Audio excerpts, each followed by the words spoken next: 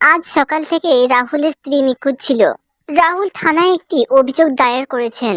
গোয়েন্দা মেহুল আরো দুজন নিখোঁজ মহিলার অভিযোগ পেয়েছিল। তিনি মামলাটি তদন্ত করতে এসেছিলেন। কয়েক মাস পরে মেহুল অপরাধীকে ন্যায্য করতে সক্ষম হয়েছিল। মেহুল রাহুলকে গুদামে আসতে বলেন, যেখানে তার স্ত্রীকে রাখা হয়েছিল। গোদামে তিনজন মহিলা ছিলেন। রাহুল তার স্ত্রীকে শনাক্ত করতে সক্ষম হননি। আপনি কি অনুমান করতে পারেন এই তিনজন মহিলার মধ্যে রাহুলের স্ত্রী কোনটি? আপনার টাইম শুরু হচ্ছে এখন।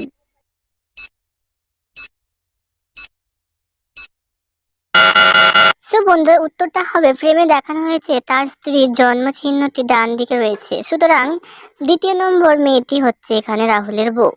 আজ সকাল থেকে রাহুলের স্ত্রী নিখোঁজ ছিল। রাহুল থানায় একটি অভিযোগ দায়ের করেছেন।